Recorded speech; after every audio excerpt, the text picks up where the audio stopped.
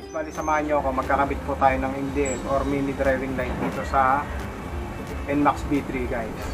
So, Tecmac po ito sa akin. So, pwede naman to sa mga NMAX B3 na standard. So, yun guys, samahan nyo ako. Kapitan natin. Meron nga tayong binili na ano sa online. So, ito yung bigote kung tawagin nila. Yan. Bali, Senlo na X1 yung kakabit po natin times 1. Ilalagay po natin na ganyan guys. Yan. Yan. So, tara guys. Kabit natin. Yan guys, bali kalasin nyo lang itong apat sa tornilyo sa harapan. Yung windshield. So, ingat lang po. Plastic lang po ito. Mamaya maputol po.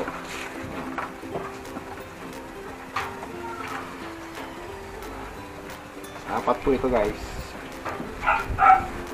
Yan.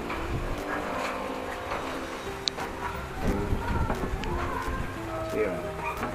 Tapos angatin nyo na po. Yan. Yan guys. So bali apat po yan. Na plastic. So yun po. So ito na yung bubungan sa inyo. So pagdating dito naman guys. So meron kang dalawang Allen wrench. Tapos fastener clip, post type siya guys. So ito, diin mo lang itong fastener clip guys to. Yan, fastener clip, ididiin lang ito. Yan, dalawa yan. Diin mo lang yan para matanggal na yan guys. Yan. Pwede mo na sikotin ng kamay ng daliri yan guys. Yan, nakuko. Yan. So ganun lang po yan. Para maiangat natin to guys. Okay. So ito yan guys. Yan. Tapos gawa tayo ng Allen wrench. So ito yung Allen wrench niya guys. Dalawa. Number 4 po ito. Kalasin nyo lang siya. Yan. Dalawa po siya guys. Metal screw. Then pagtapos po, iangat nyo na ito. Iangat naman po yan. Yan. Iangat nyo lang dito guys. Ito portion na to. Ayan o, umangat na siya. Nakaklip lang po yan guys. Guys, bali kailangan mo ng panikwat. Pwede rin naman ito touch screw kung wala kang ganito guys na panikwat. Pwede rin naman yan.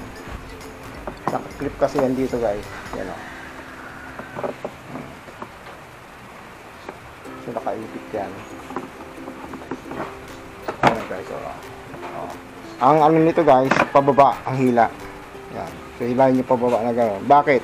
Kasi meron po yan guys, ano, sinasabitan ng mga to. Yan. Tsaka ito. Yan, sumasabit yan dito sa gilid guys. So kaya ang hila mo pababa. Ito yung mga clip niya guys. Oh.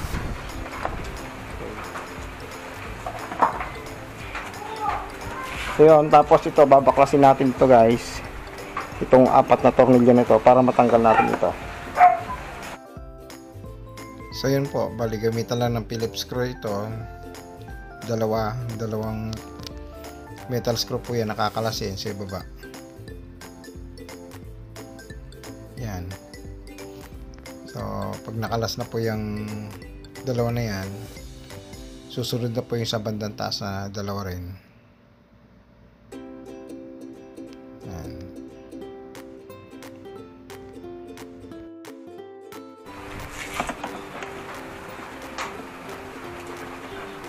Ayan. Okay. After nyan, pwede mo nang iangat to guys. So, hila lang pababa yan guys. Hilahin mo lang pababa. So, push mo lang pababa yan. Okay, pull. Pull mo lang yung pababa guys para matanggal. Yan. Pero dahan-dahan lang guys kasi may mga clip yan sa gilid. Para hindi mabali. Yan. So, ito yung sinasabi ko sa yung clip guys. Yan o. Para hindi mabali. So dito ito guys nakatama. So yan o, nakashoot nyan dyan. Kaya kailangan pag tinalas mo ito hila pa baba. Okay. Tapos may mga clip din yan di sa gilid guys o. Yan o.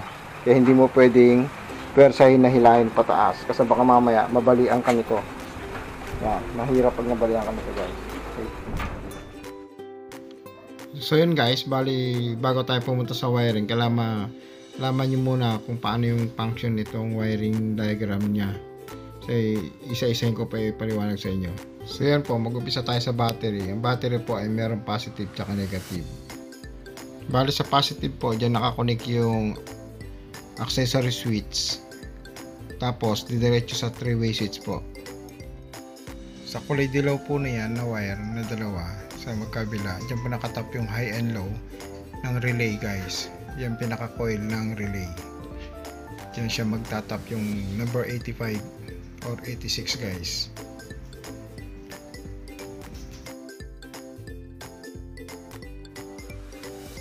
In short guys, ito yung kulay dilaw sa relay na 85-86. Pwede mong gamitin positive negative sa coil ng relay.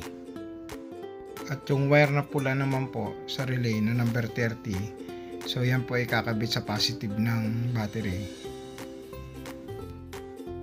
At yung sa relay number 1 naman po, yung nakatap yung low beam ng MDL. So yung kulay white po yun. At yung sa number 2 naman na relay, yan din po nakatap sa number 87, kulay blue, yung kulay dilaw na high beam ng MDL. Bali ito naman po yung color coding ng MDL. Bali yung red po ay combine ng yellow white beam. So ito po yung hindi magagamit. Tapos yung color white low beam, then yellow high beam, then color black po ay ground connection. Ayan guys, bali ito po yung wiring natin ng MDL. Yan, pupunta po rito sa battery guys. Yan. Yan. Bali ito yung tinap natin guys na fuse. Yan, ito. 10 amps po yan guys, yung kinabit natin dyan. So, nagtap lang tayo sa positive line. Ito siya guys, yan. No. Yan lang po. So, dito natin itinago sa gilid. Yan. Sinabay natin sa wire dito para pag kabit natin itong cover, may dalawang tornilyo lang yung cover na yan guys. Yan. May dalawang tornilyo lang. Sinabay lang natin yan para pag hindi siya maipit guys dito. Okay, so ibabalik natin. Nakagano lang yan.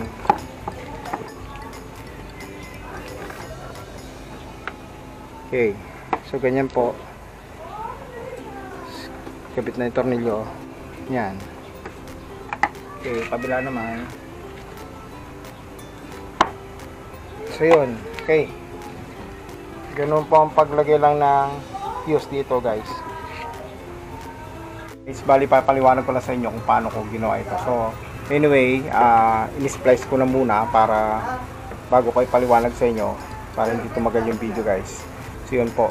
Bali makikita nyo, so itong wire na to, yan, red siya guys, itong red tong kinabit ko dito, yan, naka-splice na yan. Ito yung galing sa battery, positive ng battery guys. Ito yung kulay red na wire na pumunta mismo sa positive ng battery, ito guys, yan. Then direkta po ito doon na may fuse siya na 10 amps. So bali kukonect siya sa dalawang wire ng relay na kulay pula. So which is yung number 30 guys na dalawa. Yan nandiyan sa relay. 30 guys, ito number 30. Yan. Number 30, yung dalawang relay, number 30 niya kukunin mo yung kulay pula, didiretso mo dun sa positive line ng battery na may fuse na 10 amps. Okay? Then yung kulay blue niya nakatapat niya guys, ito. Yan, so number 87 to guys, number 87. Yung number 87 na kulay blue sa dalawang relay. Yan, ito yung output niya guys, ito yung load side.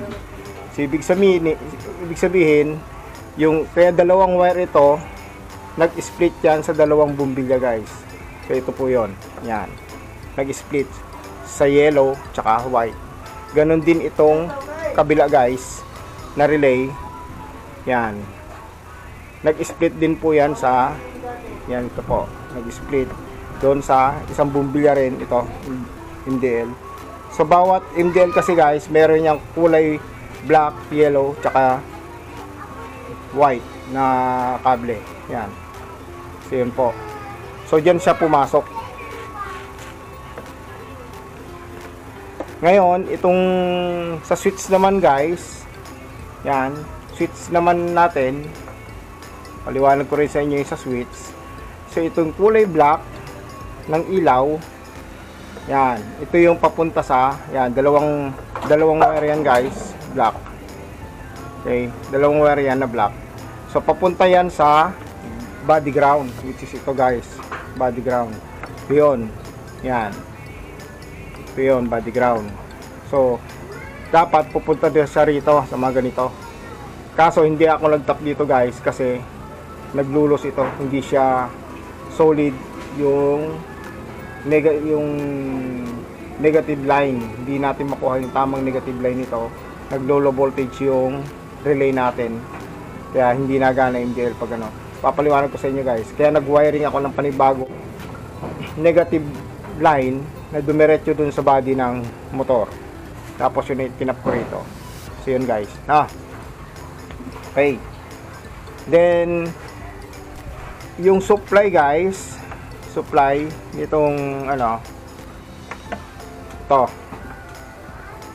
So yung negative natin paliwanag kayo yung negative, ang number niyan ay 85.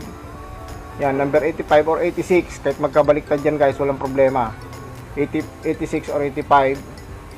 Yan, 86 or 85. Magkabaliktad man yan, kahit alin man sa dalawang relay na yan. Let's say itong relay na to, 86 or 85 kung gamitin mo na body ground, okay lang. Ganon din sa number 2 na relay. 86 or 85 na relay, gamitin mo sa kanya body ground, okay lang 85, 86. Basta yung dilaw na wire na yan ang gagamitin mong linya ng coil. Okay. So ito, kagaya nito, ang ginamit ko rito guys ay number 86 at saka number 85. Yan. Yun yung pumunta sa body ground. Yan. Ng motor. Ganon din yung sa ilaw guys. Yung kulay black. Yan. Yung kulay black. Yun yung pumunta sa body ground din. Ito yung sa ilaw Yan. Sa ilaw.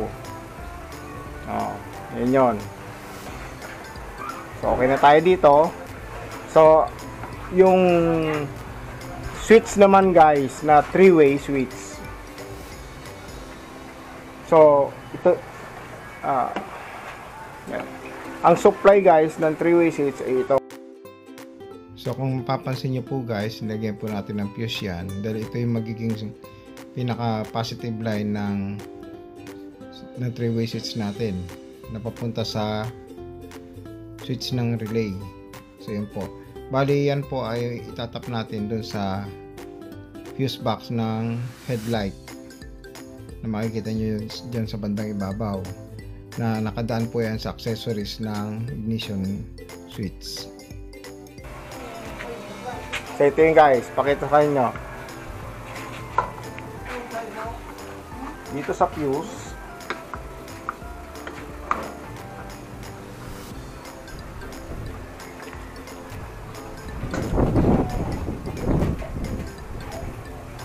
yan. Yan. So dito sa fuse guys, makikita mo head, ibig sabihin headlight yan guys. So dito tayo kumuha ng tapping point na para sa switch, common switch ng ilaw natin. Ito yung accessory. So sa fuse tayo kumuha guys, 7.5. Yan tayo kumuha. Yung kulay brown ang kinuha natin guys. Yung wire niya na katapat ay kulay brown dito sa baba. Yan. Tapat nito guys, yung 7.5 na to na head. Tapos kulay brown, yan ang kinuha natin. 7.5 din yan guys sa signal. Okay? So ang kinuha natin headlight. Dito tayo. Yan. Sa signal kasi ganun din, 7.5. So bali kulay brown din yon, pero sa kumuha tayo sa headlight dito. Bakit? So yun po, kaya natin itinap dito sa fuse guys yung supply ng switch ng relay So ito yun. Ito yun guys, to. Kaya natin tinap dyan guys. Tinap natin itong pinaka-common nito dito. Dito guys sa headlight ng switch. Yan. Kaya natin itinap dyan para gumana itong relay. At pag inop mo yung susian, yung ignition, tsaka lang magbubukas itong relay guys. Yan, kasama siya sa ignition switch. Okay. May option din na isa guys, kung ayaw mong galawin itong, ayaw mong kumuha rito sa fuse box ng tapping point para sa common ng 3-way switch natin, pwede kang rumekta na lang dito. Dito ka kumuha. Yung galing sa fuse din galing sa positive ng battery. Dito ka kumuha. Pwede naman yun guys. Dito ka mag-tap. Yun nga lang, kailangan mo lagyan ng switch. Iparallel mo siya dyan guys. Para hindi meron ka secret switch na patayan nitong MDL mo. Kasi once na hindi mo ginawa iyon, mangyayari may on at may on nila yung ilaw mo dun sa 3-way switch mo na inilagay, na kahit nakapatay yung ignition switch ng motor mo. Ayun, so ibalik natin tong cover. Yan. Tinutusok lang po yan. Yan. Okay. So yun po. So, naglagay tayo ng fuse na 10 amps para secure guys. Hindi siya ma-damage. Kung sakali na mag-short circuit man, hindi siya ma-damage. Kasi naka-fuse pa rin naman tayo. So naglagay na tayo ng fuse na panibago guys. Kaya pag on mo lang susi, tsaka lang gagana ito guys. Yun. So ito guys, so yung fuse, ito yung pumunta sa yung positive niya guys, yan. Yan, yung kulay pula na yan. Positive, yan yung pumunta doon sa switch, sa 3-way switch natin. Yun, so ito po yun. Yan. Yan siya pumunta guys sa 3-way switch na yan, yung kulay pula. So ipakita ko sa inyo guys. So ito, hindi ko na ipakita sa inyo guys yung video nito kung paano ko pinabit. So madali lang naman ito guys. Yan. So ito, hindi mo na kailangan dito ano guys, dinugsungan ko lang to eh. So hindi ko na binaklas ito, naglagay na akong guide wire guys papunta rito para mahugot ko lang. So ito yung dinugsong ko guys na wire. Pag ito kasi sa 3-way switch guys na MDL, 3-way switch ng MDL, maiksi po yung cord niya, hindi po aabot hanggang harap, hanggang dito, hindi aabot yan. Yan, hindi siya aabot hanggang dito, no? Kaya ang ginawa natin, mula dito guys, naglagay tayo ng 3 wire, which is itong 2 dilaw, yan. Yung 2 dilaw guys, tsaka isang pula, yun yung pinatakbo natin papunta rito. Itong switch na to guys. Yan po, no? Yan, ito yun. So, nakuha nyo na po yun. So, parang pinaka-common natin dito guys is yung kulay pula, yung positive. Tapos yung 2 dilaw, yun yung tatakbo sa relay. Okay? So, ibalik na natin ito. So, itinago lang natin na ganyan yan guys. Yan, para malinis ng tignan.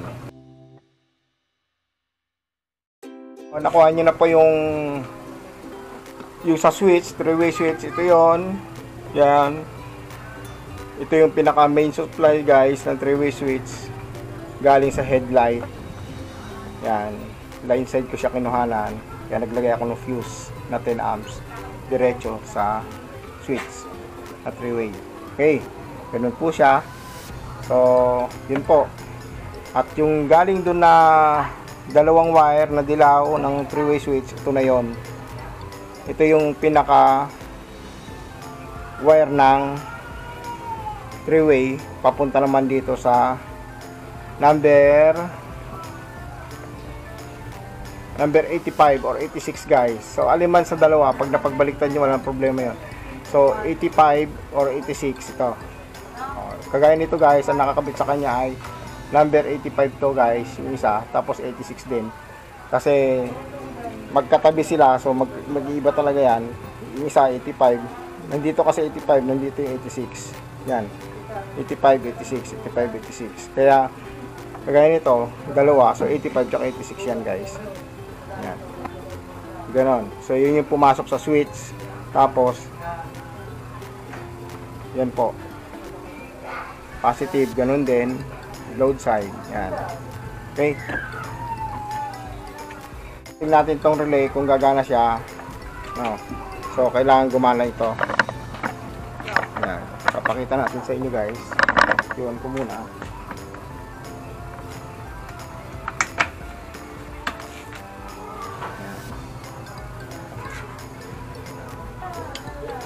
Yan, guys, oh. Okay, so makikita nyo gumagana siya yung relay, guys, pati na yung ilaw gumagana. Okay, oh, yan. Pakita ko sa inyo.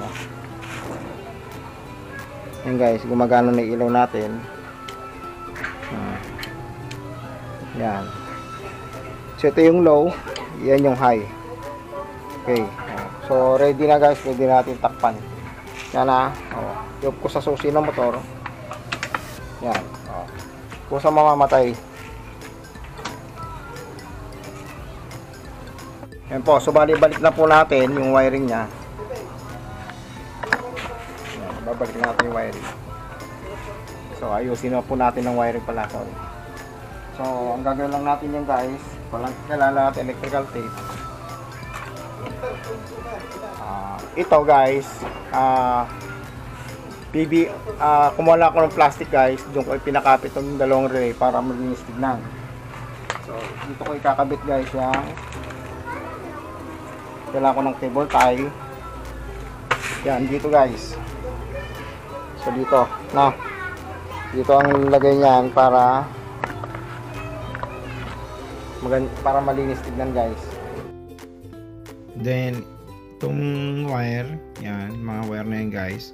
So bali ang gagawin natin dyan, titipan po natin yan, i-harness natin siya para maayos tignan siya. Yung dalawa na to, guys, so body ground na lang naman yan, kaya wala nang problema kahit magkadikit yan, walang problema yan kahit hindi mo tipan, kasi body ground lang po yan. Basta yung black na yan, body ground po yan. So titipan po natin yan ng buo, guys. Kaya po natin binabalutan ng buo yung wire, guys, pinasasama-sama natin para iwas short circuit din, guys, at hindi siya mag body ground, at para malinis din siyang tignan, guys. So okay, yan. So tapos ito, i-ayos din po natin yung wire na yan, guys, i-cable tie natin, at ito rin itipan din natin, guys, pagsasamahin natin ng ganyan yan. Yan, bago natin tapean para malinis tignan din. So yun, guys, pag nagagawa kayo ng ganito, harnessing to, so bali ang gawin nyo po, medyo higpitan nyo lang ng konti ang pagkakabalot para hindi siya kumalas. So ito, kung bakit pinakabalas nya, dito natin tatali yan sa likod, sa pinakalikod, para malinis tignan siya, guys. Yan. Bali, tatali lang po natin ng cable tie yan dyan sa bakal. Doon natin siya ilalapat. Yan, nakaganyan lang yan. Yan. So yun nga po, bali kumuha lang tayo ng dalawang cable tie. Yan. Tapos iikot lang doon sa balas at higpitan po. So yan po, bali putulin lang natin yung mga sobrang cable tie para malinis siyang tignan. Yan, pati itong sa kabila, guys. Yan, ganyan lang siya. Tapos yan, okay na. So itong ibang wire naman, iayos lang din natin pa yan, guys, paloob. So ito yung ground na ginawa natin na connected dun sa body, guys. So yan, titipan lang natin, tapos ipapasok natin yan sa loob, tatago natin.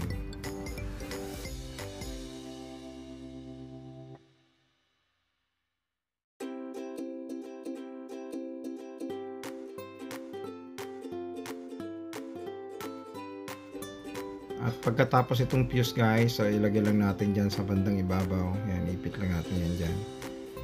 Yan. Secure na po yan.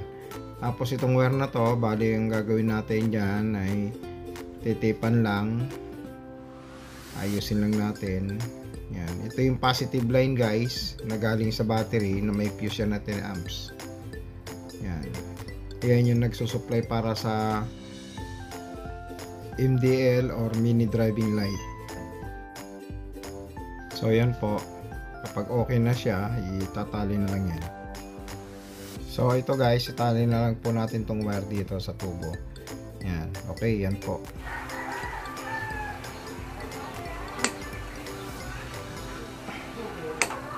Ito natin guys yung MDL. Yan. So testing natin uli guys kung gagana siya. So ipakita natin sa inyo na gumagana yung ginawa natin. So isusi ko lang guys.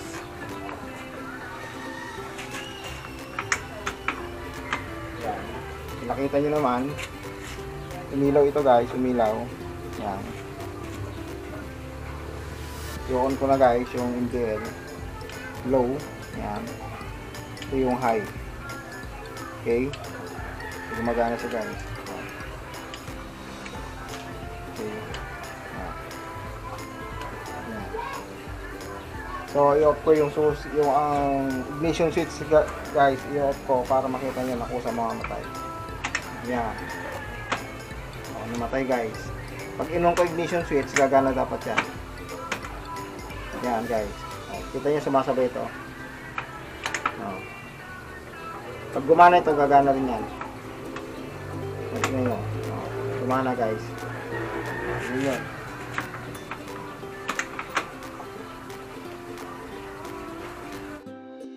Okay, so ibabalik na po natin yung takip. So yung pinaka-flaring niya. So ito po, kagaya sabi ko, itong kuntil na yan, na dalawa, yan yung nakatutok po sa headlight.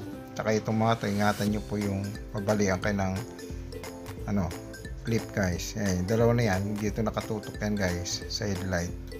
Yung butas na yan, yung may goma na yan, yung dalawa na yan. Yan, yan yung itatama yung na yan, yung clip na yan.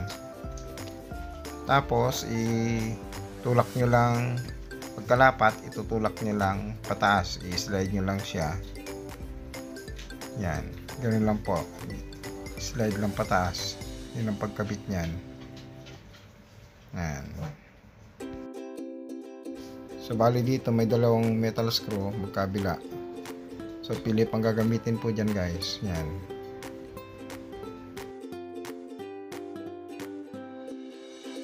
So pagkatapos ito sa dalawang tornilyo na to guys, bali kabit na rin yung dalawang tornilyo rito sa taas, sa bandang ibabaw. At isunod na rin po natin tong cover na to guys, yung nilalapatan ng windshield. So ang kabit po nito guys, ganyan din po, itatama yung mga clip nya. Tapos i-slide nyo lang din siya pataas. Didiin nyo lang, tapos i-slide pataas. Pagkatapos po ikabit na rin yung metal screw na allen screw ang gamit niya. Dalawa po yan. Pagkatapos ilagay na rin po yung post fastener clip sa ibabaw. Bali dalawa rin po yun.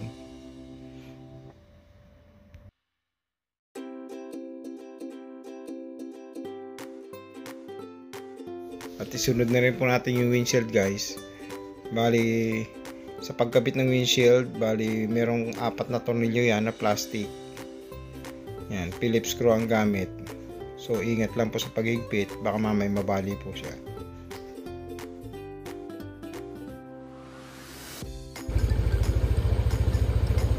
So ganito paliwanag siya pag nagawa guys. Yan, ito yung low nya. Yan. Ito yung high guys. Yan. Ayan yung liwanag ng Zenlo na X1. Yan. Yan yung low. So yan po yung high. So ayun guys, bali natapos na po natin kabitan ng MDL or mini driving light itong NMAX na Yamaha B3 standard or turbo, pwede po siya. So ito guys, may kabit na po natin. So Sana may nakuha kayong alaman sa vlog ko na to. Thank you for watching. Please like and subscribe to my YouTube channel. Thank you.